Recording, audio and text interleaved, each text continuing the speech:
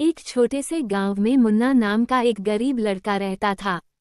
उसके पिता खेतों में मजदूरी करते थे और माँ बीमार रहती थी। घर की हालत ऐसी थी कि 2 वक्त की रोटी जुटाना भी मुश्किल था। लेकिन मुन्ना की आंखों में एक अलग ही चमक थी, कुछ बनने की, कुछ कर दिखाने की। मुन्ना दिन में स्कूल जाता और शाम को चाय की दुकान पर काम करता। वही बची खुची किताबें पढ़ता और अखबारों के पुराने पन्नों से देश दुनिया की खबरें जानता।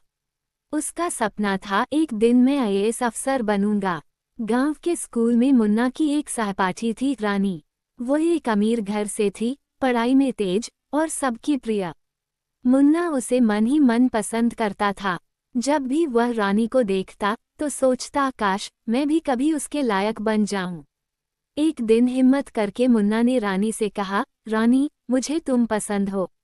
रानी थोड़ी चौंकी, फिर मुस्कुराकर बोली, मुन्ना, तुम अच्छे हो, लेकिन हम दोनों की दुनिया अलग है। उसका जवाब सीधे दिल पर लगा, पर मुन्ना टूटने वालों में से नहीं था। उसने रानी की बात को एक सीख की तरह लिया और अपने सपनों की ओर और भी मजबूती से बढ़ गया। मुन्ना ने रातों को जागकर पढ़ाई की। गांव में बिजली नहीं रहती थी, तो वो स्ट्रीट लाइट के नीचे बैठकर पढ़ता।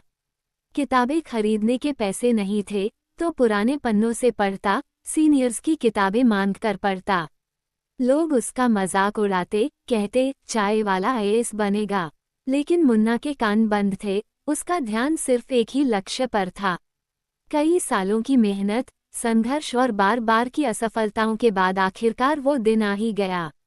यूपीएससी के रिजल्ट आए और मुन्ना ने टॉप किया। अब वह गांव का मुन्ना नहीं, बल्कि देश का एक ईमानदार और मेहनती आईएएस अफसर बन चुका था। जब वह पहली बार अपने गांव लौटा तो लोगों की आंखों में आंसू थे, गर्व के आंसू। और रानी, वह भी आई थी मुन्ना को बधाई देने। रानी बोली, मुझे गर्व है तुम पर, मुन्ना। मुन्ना मुस्कुराया और बोला, अब मेरी दुनिया बहुत बड़ी है, रानी। मैं अब सिर्फ किसी एक के लिए नहीं, पूरे देश के लिए काम करूंगा।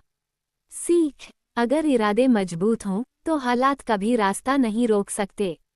और सच्चा प्यार वो नहीं जो मंजिल बने, बल्कि वो है जो इंसान को उसकी मंजिल तक पहुंचने की प्रेरणा दे।